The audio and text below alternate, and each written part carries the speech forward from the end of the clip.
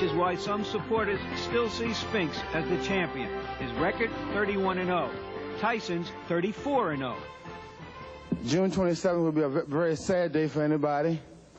It's a must that someone's O must go, mine's or his.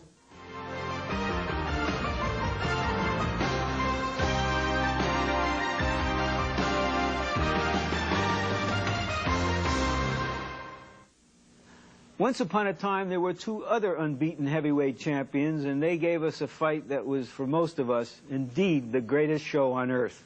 Muhammad Ali and Joe Frazier. Jim Lampley steps into that time machine. Every now and then, the slow commerce of boxing endows a fight with an urgency, a sense of being overdue that raises it to a level of public spectacle unique among sports events. The man on the street need not be a daily reader of sports pages to understand the impact of a confrontation between two fighters, both of them unbeaten, both of them claiming to be heavyweight champion of the world. It's true of Tyson-Spinks. It was unforgettably true 17 years ago when, here in Madison Square Garden, for the first of 3 times, Muhammad Ali faced off against Joe Frazier. The anticipation of Tyson-Spinks is indeed reminiscent of Ali Frazier I, still regarded by many as the greatest of heavyweight spectacles. Like Tyson-Spinks, this was a battle of 2 undefeated fighters in their primes. The champion, short in stature, who threw all his punches with an intent to kill, and his opponent, a great boxer, who, despite having had his title stripped by the political powers of boxing, still considered himself champion. Impact of Ali Frazier I drew on the 3.5-year exile that Ali had to endure because of the Vietnam draft problem. And that he was coming back against the fighter who had succeeded him at least in record and with the title. And that was the magic of the fight. Such magic began with personalities. Frazier, the good guy, the quiet family man, the champion of the establishment. The controversial Ali was the anti-establishment champion. Handsome, funny, free-thinking, always outrageous. Man, you wait till I get Joe Frazier. I'm expecting all this mess out, Mr. Commissioner. You ain't gonna be confused after this fight. When I whoop you, the thing about it, see, you might don't be able to cross. You won't be you. You can't wait, man. You gotta fight. Well, man, you don't sit down there. Listen to me, boy. Never had 2 fighters stirred such compelling excitement, in no time transforming a title fight into a major cultural event. It was the greatest thing that I have ever seen. It's the greatest event. It was judged to be the greatest event ever held in any one of the 4 Madison Square Gardens. It was everything. It was an Easter parade. It was a New Year's Eve. It was a St. Patrick's Day parade. It was all those things put into one. After the fight's over and Frazier has caught hell, I'm going to jump over the rope and finish Cosell. As the fight drew near, it was hard at times to figure out who was having more fun, the fans or the fighters. You know what? I was thinking I better send you a couple of my sparring partners because you ain't got nothing down there like me. Oh, man, I can beat you singing, too. Yes, I can. I can hold a note better than you and everything. I heard you on television singing. No kidding. Everybody talk about you can't sing. I'll see you later, eh? I'll see you later, chump. Finally, the evening the boxing world had waited for. The city of New York was electric. Outside of Madison Square Garden, the $150 ringside tickets, a record at that time, were easily being scalped for upwards of $500. Inside, the garden rocked with anticipation. The public address announcer said it best when he said, "No celebrities will be announced this evening. Everyone is here."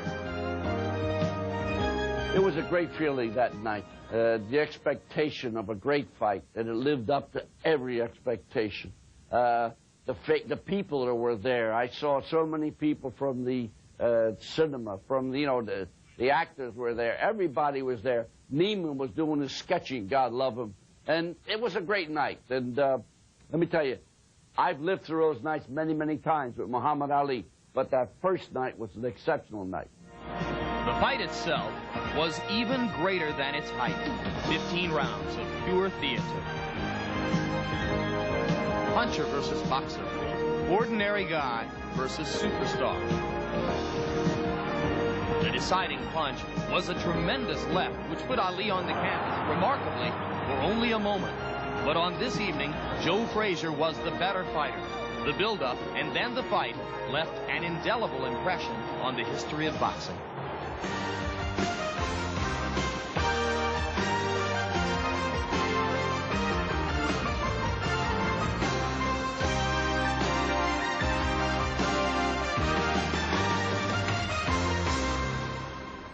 Jim Lampley is back with us again. Jim, that was such an extraordinary event. The Times, Ali, the greatest entertainer we've ever seen in boxing or perhaps in all of sport. Two great young heavyweight champions.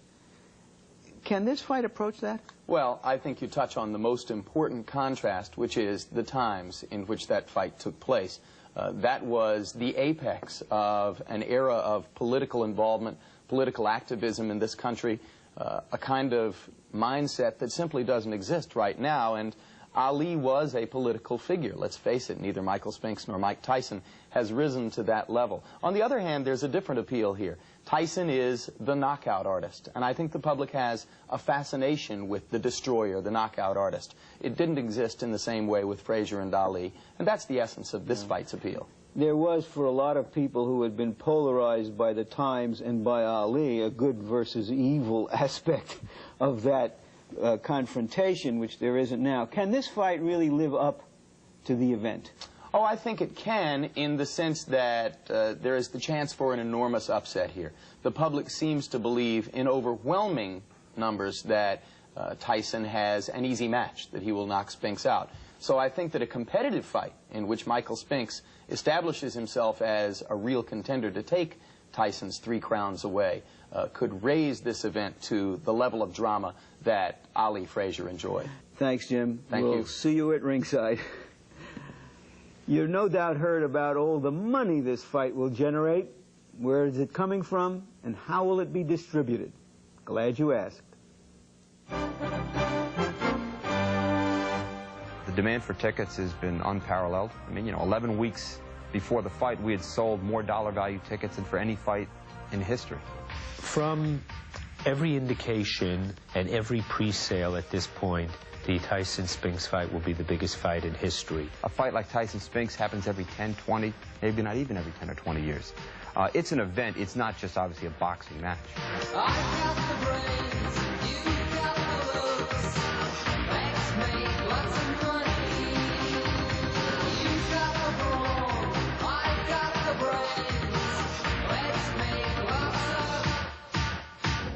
Lots of money indeed. Tyson and Spinks are expected to generate close to $70 million.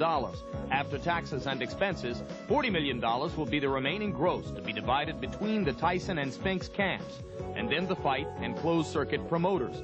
Here's where that $40 million comes from.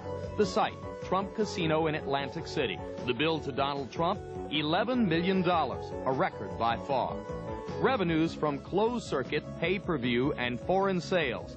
After expenses, somewhere in the neighborhood of $25 million. Diet Pepsi, as part of a huge deal with Tyson, was happy to pay $1.25 million to have its name and logo synonymous with Tyson-Spinks.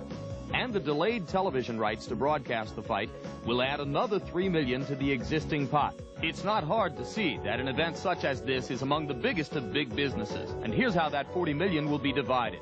According to his management, the Tyson camp should receive an estimated $22 million, maybe even more, because he's the champion. The Spinks camp is getting the challenger's guaranteed share of $13.5 million. Don King will receive $3 million, out of which he's responsible for expenses. And depending on how big the theatrical revenues are, closed-circuit promoter Shelley Finkel can make upwards of $1.5 million. All of the money makes Tyson versus Spinks richer even than the most expensive piece of art.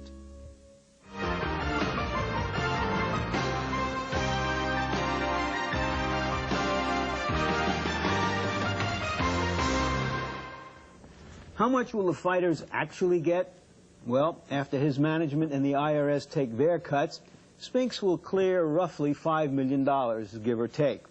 Tyson should clear $9 million, plus $5 million or so from a sponsor connected with the event. Which brings us to another money machine, Donald Trump. Donald, How could you have outbid Las Vegas by millions of dollars when they have so much experience in these type of events to put on this championship fight? I don't think I outbid them by millions of dollars. I think they probably would have paid what I paid or more. As it turned out, it was a pretty good deal. It's turned out to be a much bigger event, I think, than I thought it was going to be when we actually bid the fight. This event has turned out to be a monster, as you very well know. But with Atlantic City, you have New York, you have New Jersey, you have Washington, you have so many different places. Philadelphia, which is a great fight city. And you just get more people. Plus, I believe that I have the most beautiful arena in the world. The hall that we have to stage this fight is far greater than anything in Las Vegas. Are people really willing to spend $1,500 for ringside, or are they just being given those tickets? Well, it's been sold out. I mean, this fight has been sold out from almost the beginning of the fight, and you probably have seen the stories where actually, if I priced the seats higher, in this particular case, I would have done fine. And you know, it gets to a point where do you stop? But this has been just a tremendous phenomenon. It's been really a great experience. You live in a world of high rollers and high livers. Is there anything quite like a heavyweight championship fight of this dimension for the excitement it brings to you, personally? I don't think, and I get involved in a lot of different events, not only in sports but in other things, and I don't think I've ever been involved in anything that's been so exciting as this particular fight. I went and I attended the Ali-Frazier fight, the original one. That was, to this day, the single most exciting thing probably that I've ever done, beyond sports, beyond anything else. I mean, that was really an exciting evening. There's nothing like a great, great championship fight, heavyweight fight, and here you have two undefeated champions. I think it's going to be fantastic. What is the potential fallout at the gaming tables in your casinos from a spectacle like this? Well, it's very substantial if it all works out like we anticipate it to work out. The tables are just packed with people, and they come from all over the world, and some of them are very, very extraordinarily wealthy. And with the Holmes fight as an example, where Larry Holmes fought Mike Tyson, it was a phenomenal evening. It was $15 million, and that was... You made $15 million at the tables? Well, essentially over a short period of time, probably in excess of that. And that was a fight that was a relatively inexpensive fight that turned out to be much bigger as an event than people thought. So we were really happy, and this one should be just a monster. Thanks so much, Donald Trump. Money, money, money. Now let's get to the fight, fight, fight. Two guys who fought a lot and made a lot, Sugar Ray Leonard, who himself overcame long odds a year ago, and Larry Holmes, who fought both Spinks and Tyson, have some insights on the fight. Who better?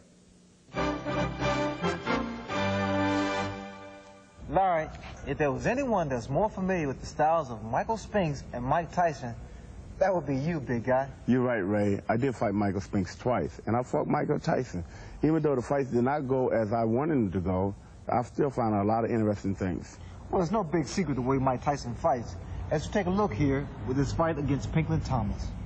Right here with Pinklon Thomas, Mike Tyson do not give him any room at all. And when I found, in my experience of fighting Mike Tyson, he throws punches with both hands. He's very quick, he's very determined, and he never stops. And this is one of the problems that Michael Spinks is going to have. He's got to be ready for this fight. Larry, you just talked about the hand speed and the power of Mike Tyson. Let's talk Michael Spinks now. What should Spinks do to neutralize that? For instance, I'm Mike Tyson, which is going to be kind of tough, but I'll try it anyway. What should Spinks be doing at this point here? I think Spinks got to do the things he's been doing. He got to use his jab, giving this guy angles, moving side to side, and then come in here and tie him up when he gets close. Referee break it, push him off, and come back and do the same thing. Come in with his flurries like this, and then get on out like that. And then if he gets in trouble again, tie him up. That's what he got to do all night. Okay, Larry. Talking about Michael Spinks, let's take a look to see what makes him so special. I wouldn't say special, Ray. I would say awkward. Michael Spinks is very awkward. Mike Tyson has to be ready for that. Spinks gives you the angles, he moves side to side, he throws punches when you least expect him to throw them. And Tyson got to be ready for that. Larry, Michael Spinks is awkward, but he calls it unique. And I found out through my own personal experience in the ring, dealing with the awkward fighter, it was quite difficult. Now for a young Mike Tyson, what should he do to contend with that unique style of Michael Spinks? This time, Larry, I'll be Michael Spinks. What he's got to do, Ray, is the same thing that he's been doing all the time. Just go to the body, back Michael Spinks, back up against the rope. Just keep going, use the ring, cut him off, and then eventually that right hand will land. That's what he's got to do to Michael Spinks. Okay, Larry, we talked about the strong points. Let's concentrate now on the weak areas. You got it. One of the things I noticed about Mike Tyson, he leaps in, and when he leaps in, he's vulnerable for a left uppercut. And Michael Spinks throws a good left uppercut. And another thing, as you see me fighting here, Mike Tyson sometimes get to be flat-footed, and if you get up on your toes and use that jab, he's very vulnerable to that too. Ray, Mike Tyson is not as strong inside as people think he is, because when he got inside, I was able to tie him up just like that, and I was able to turn him. If Spinks can do that, he can land right hands and left hooks on that. And I think that would be really good for Michael Spinks if he can do that. But you know, Larry, I also found out that at times, Tyson has a tendency to put both feet together, and in doing so, he's off balance. So a little push, he's off balance. Tell you what, let's take a look at Michael Spinks' weakness also. One of Mike Spinks' weaknesses is his weakness. He's not strong at all. He throws a lot of punches, but those punches don't really hurt you. And if you don't hurt Mike Tyson will run over you. And when he gets tired, he's got a tendency of dropping his left, and that's when you can come over with a right hand, as you see right there. If Mike Tyson hit him, it would be good night, Irene. Okay, Larry, we had an opportunity to look at the strength and the weaknesses of both fighters. What's your total observation of this fight? Well, I think Mike Tyson is going away. You got to stay on top of Mike Spinks, throw his punches, trap him, put him up against the rope, and do what he know how to do. Okay, Larry, the intangibles with both fighters. First of all, Michael Spinks, he's been inactive for over a year. Would there be a problem? Yeah, that would hurt him. I don't care what nobody says. They say inactivity sometimes does you good. I found out that's not true. I was off a year and 9 months, and when I got back in the ring with young Mike Tyson, that really hurt me. So I don't think that's going to help Michael Spinks at all. Okay, let's talk about the champ, Mike Tyson. He's had a few distractions in recent past. Will that be a factor there? I don't think so, Ray, because he's young enough to overcome all of that. He don't really realize he have problems. The guy is rich, he's young, and he see a pot of gold ahead. So I don't really think he's going to have that much of a problem overcoming that. Well, thank you, champ. But before you go, you must give me a prediction. Who's going to win the fight on June 27th? Well, I have to say like this, Ray. I think this will sum it all up. Spinks jinx, there's nothing to it. The whole world know he won't do it. He'll run around the ring for a few rounds, but Mike Tyson will run him down. So your prediction is Mike Tyson by knockout? Yes, by knockout. Thanks, Larry. You got it. All right, champ. Who's going to win the fight and why? Tyson. And let me tell you something. Don't go away for that first round. Don't buy a Coke and don't buy a hot dog because you're liable to miss the stroke because it's going to be a knockout.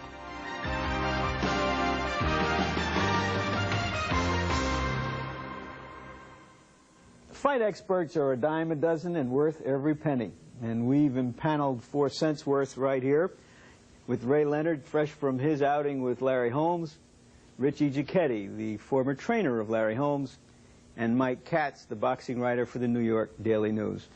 Mike, for months now, people have been coming up to me in the street and airports, calling me on the freeway in cars.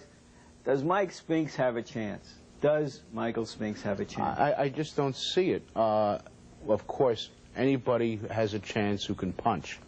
The question really comes down to whether or not Michael Spinks can hurt Mike Tyson. I don't think Spinks was a great puncher as a light heavyweight. I'm not sure that Mike Tyson has the best chin in the world. He doesn't have a Muhammad Ali chin, but he doesn't have an Ernie Shavers chin either. I think the question will be if Spinks can't keep Tyson off with his bad legs, then he's not going to be able to get away, and he has no chance. Richie, fights usually come down to who can hurt who more. What do you think of Spinks' chin and his punching power? Michael Spinks, when he fought Larry, even 2 times, Larry never come back one time and complained about it. He was hurt at all. And many times would come back in the corner and says, is the guy doing anything to you? He said, he's hitting me, but he's not hurting me. So I said, well, then put the pressure on him. I mean, what are you backing off? Just go walk through him. But he's got a style that's so unorthodox that he's so hard to hit, and then he throws these funny punches from all different angles that, he's like an Aaron Pryor or even Mike Tyson. The different angles is what's confusing the guy straight up on you. But can Michael Spinks hurt Mike Tyson? I don't think so. I don't think he can hurt him enough to put him out. But like Mike Kat says, his chin is still questionable to me.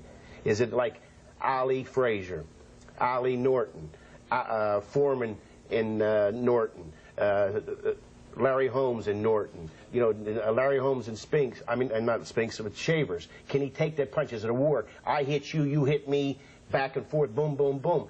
Can Mike Tyson take that? This is what that Michael Spinks has to do. If he runs from him, it's going to be a dog fight. Ray, I've read where you give Spinks a 50-50 chance to win. You've known Spinks since the '76 Olympics. He must have stuff in him to keep winning 12 years without a defeat that has to be taken into account in a fight like this. You know, Larry, the reason I look forward to a great fight is because Michael Spinks is a clever boxer. You know, it's not a matter of having to punch to hurt a Mike Tyson, because his main objective should be to outpoint him, not try to knock him out. The key to winning for Michael Spinks is to nullify and to break the rhythm of Mike Tyson, to give him angles, tie him up, not let him get his punches off, to frustrate him. It has to be similar to my fight with Hagler. I'm not a big puncher, but I went into the ring with one thought in mind: to outpoint, to outscore. Yeah, but Mike Tyson appears to be almost like a natural force, the way he comes at you. He's not going to give you a chance to just stand around and box at the pace you want to box at. Don't you have to hit him with something to hold him off? You got to sting him. You got to break his rhythm. Michael Spinks, because he's so unorthodox, he punches with angles, he does things that are not really in the book, but I think he has the physical attributes, the height, the good jab, and not really good foot movement, but he gives you something that is not expected, whether he moves to the right, left, back, forward. There's a kind of intuitive sense I get from watching him about the distance between the fighters, when to jump in, when not to jump in. There's just something going on in his mind and his intuition about an opponent that is unusual. He has a natural instinct to get the proper distance. He knows where to be at the right time. And like you say, you really don't know what he's doing, but he's doing it right. You know, and so it's hard to figure out. Like Ray says, when you're training a guy to fight this guy, you're saying, what do I really do with him? Because you don't know what he's doing. So how can you figure him out? I think Michael, though, is a very limited right now physically fighter. I think he doesn't have the great legs anymore. He never really did have great legs. He used to run in paratroop boots on concrete, and, you know, his knees are gone. I don't think he has the mobility to get away from Tyson. I don't think his height is going to be an advantage. In fact, I think it's going to be a disadvantage. If you look back at Michael Spinks' career, every time he's fought a short fighter, like Mike Tyson, he has had problems. He had problems with Braxton, or Cowie, whatever his name is. He had trouble with a club fighter named Willie the Bull Taylor. He just seems unable to punch down. This fight could have been made a year ago for less money. Right. But would Spinks have had a better chance then? Indubitably. Mike Tyson, a year ago, is not the same fighter that he is now. And Michael Spinks was a year younger. Richie, you've dealt with fighters all of your life. We have a fighter now with turmoil going on around him and his management. Can that really get to a young fighter, or is he really oblivious?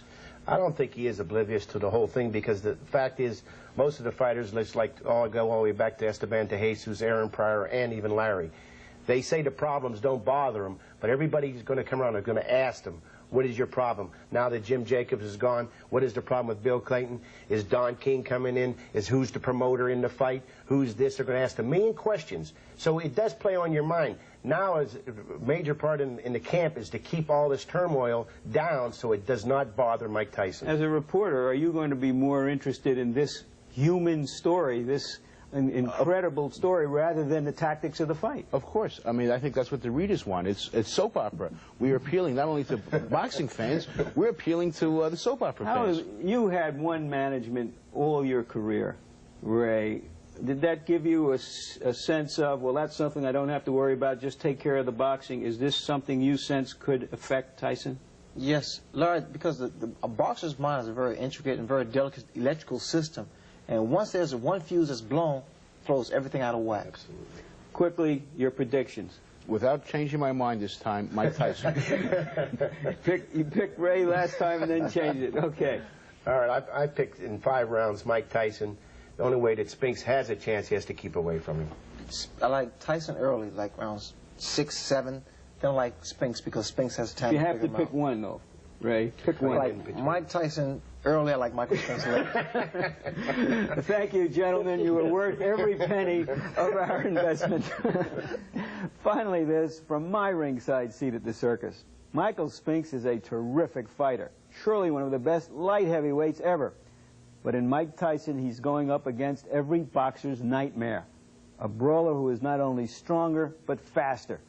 And like Spinks, Tyson is a winner. If he isn't totally distracted by the storm around him, he'll win by a knockout, probably early, because youth does tend to outrun and outpunch its mistakes. For Jim Lampley and Ray Leonard, I hope you've enjoyed this sideshow to the main event.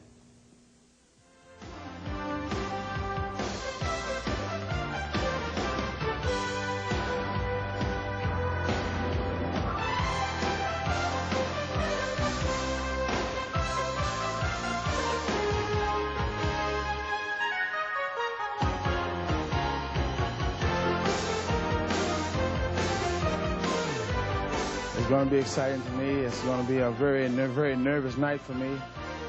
But everyone knows that this is one that must happen. I'm sure if everyone comes, this will be something you'll never, ever forget for a long time. And again, I don't have much to say. See you at the fight. This has been a presentation of HBO Sports, the network of champions.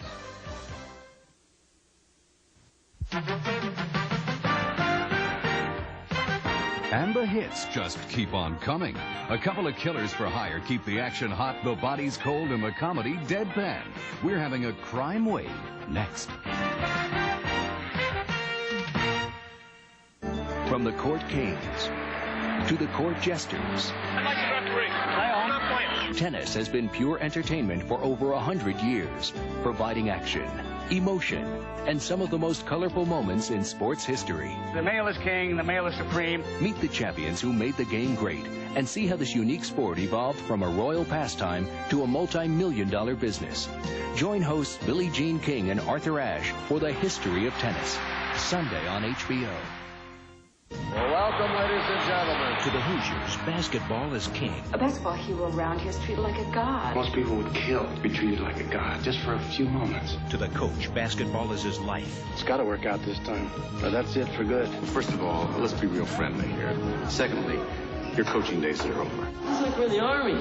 You are in the army. You're in my army. Unless he makes more enemies than points. What time? What you got stuff you trying to pull out there? Petition's been issued, requesting a referendum on your removal as basketball coach. But if he can do it his way... You kicking me out? Yes. Don't come back until you learn to keep your mouth shut and listen. Remember what we worked on in practice, all right? I want to see it on the court. This little Indiana town could grab a shot at winning big. Forget about the crowds, the size of the school, and remember what got you here. In my book, we're going to be winners.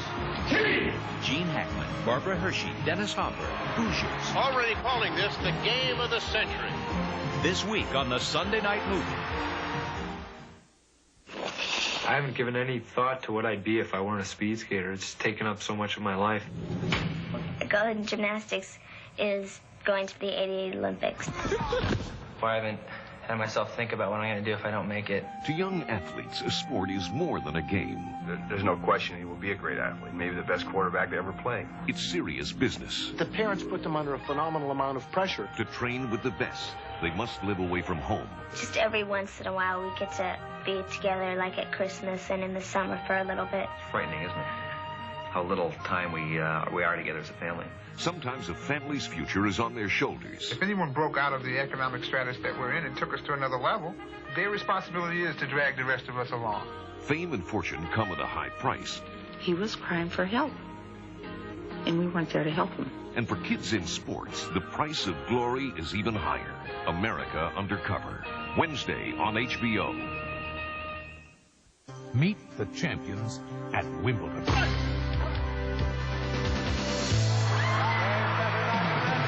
June 20th on HBO.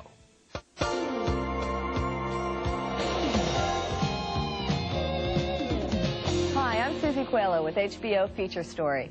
On the threshold of a 6-year, 10-picture deal with United Artists, Sylvester Stallone is the undisputed heavyweight of Hollywood. Over the years since Rocky made its mark in movie history, Stallone has clearly demonstrated an ability to put together all the ingredients that makes for box office blockbusters. To gain some insight into the Stallone mystique, we caught up with him at his Los Angeles office to talk about his latest venture, Rambo III. Well, Rambo III, the decision to make the film was really predicated on whether we could find a solid base on which to base the character. In other words, it had to deal with a real subject. We thought, why don't we try something that would put him in an entire different environment? And Afghanistan seemed to be the natural choice. Rambo. What happened? Soviets intercepted the team just over the border. From what we've gathered, Troutman and the rest of his party have been taken to a regional command post. What about me? About you. Can you get me in? John Rambo is a man with a mission once again. This time he's facing his Russian foe on the unfamiliar plains of Afghanistan. For Stallone and his crew, shooting the picture in the vast hot deserts of Israel proved to be another in a seemingly endless series of challenges. We shot for almost 5 months in Israel. We were at places I don't think has been traveled since Moses. I mean, we were in the Dead Sea. We were in Eilat, certain areas of Eilat. We were in Bedouin desert areas. We were in this one valley where the fort was, where you get up to about 136 degrees. I mean, it was foreboding, but it was fantastic for the ambiance of the film. There's certainly no way I think it could have been duplicated in any other area. And that certainly added to a lot of authenticity. At one time they said, well, let's shoot it in Nevada. And somehow I just thought that it would be quite difficult at 5 o'clock in the morning pulling our extras out of the casino. It's time to shoot, Raoul. I said, no. So I think it's better to stick with the people that actually live in the desert. They're in the tents. And in the morning when we show up, this is where they are.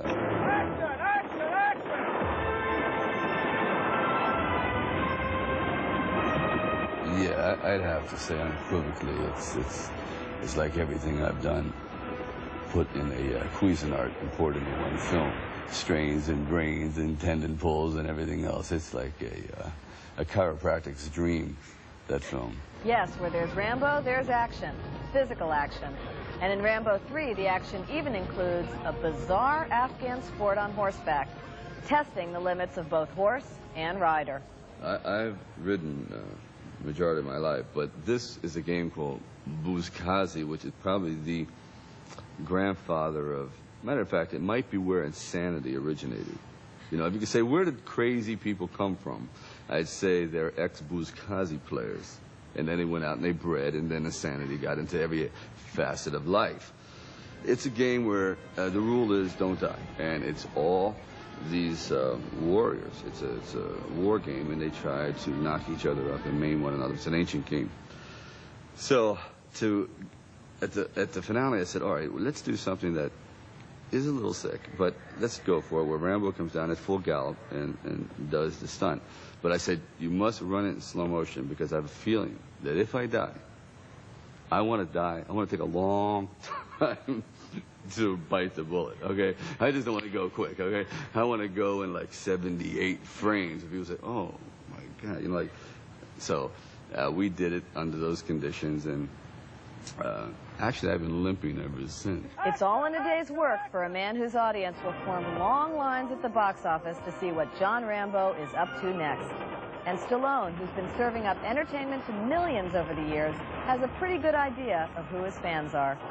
I'd say people that have a sense of adventure, and people that are a little frustrated with the way things are, and they want to kind of like vicariously lash out and shake up the system a little bit, or the establishment, and, you know, right a few wrongs, and also a sense of escapism. I mean, I think it's adventure lovers, people that really tend to want to delve in that quixotic fantasy. I mean, they just want a little fix here and there and say, okay, yeah, they haven't been totally downtrodden by life. They say, okay, we just want real films where we just set the camera in one spot and let it run for 18 hours. We want real. I'm talking real here, folks. No, I think that they're still, whereas my films tend to stay within the boundaries of realism, but every now and then we leap over into Oz and come on back, you know. Rambo III, Sylvester Stallone's latest film, is out in theaters now. I'm Susie Coelho for HBO Entertainment News Feature Story. And the hits just keep on coming. A couple of killers for hire keep the action hot, the bodies cold, and the comedy deadpan. We're having a crime wave next. I don't think we should be doing this. Hey, chill out. Whoa. A gruesome discovery. It smells like something died in there. A deadly mistake. She said, it's weird.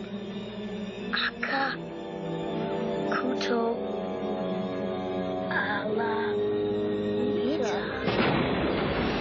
They have opened the gate. We're in big trouble. Fiendish horrors and ghoulish delights. Tonight they are free. We got demons. I'm calling the police. You guys were serious about that demon stuff? No! The gate to hell has been opened.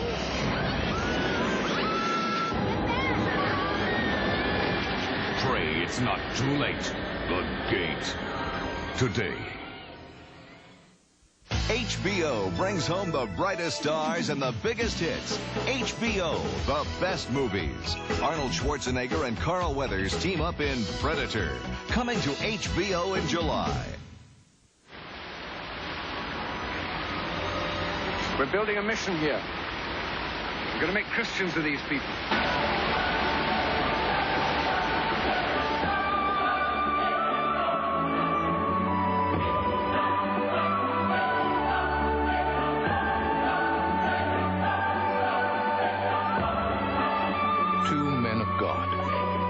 One who believes in the power of prayer, and one who trusts the power of the sword.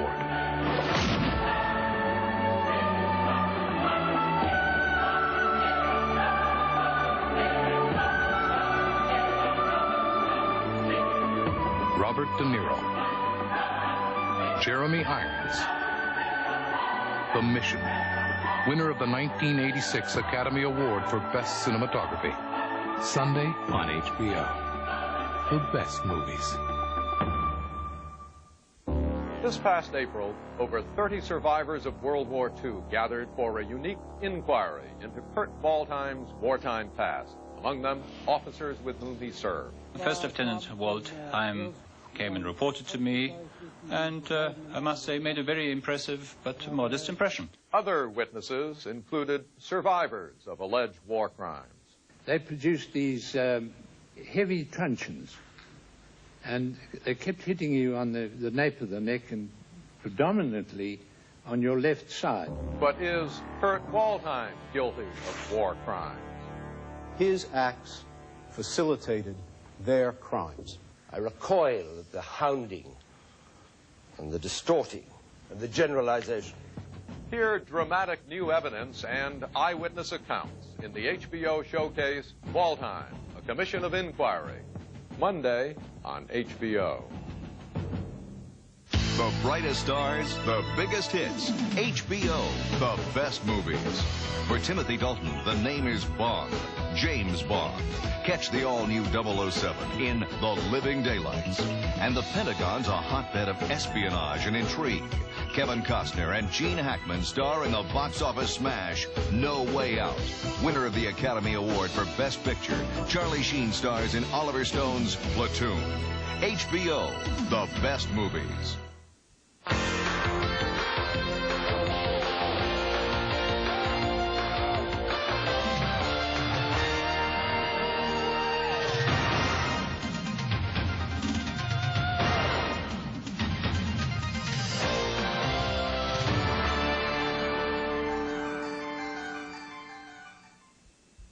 The following movie has been rated PG-13 by the Motion Picture Association of America. Some material may be inappropriate for young children. Parents may wish to consider whether it should be viewed by those under 13.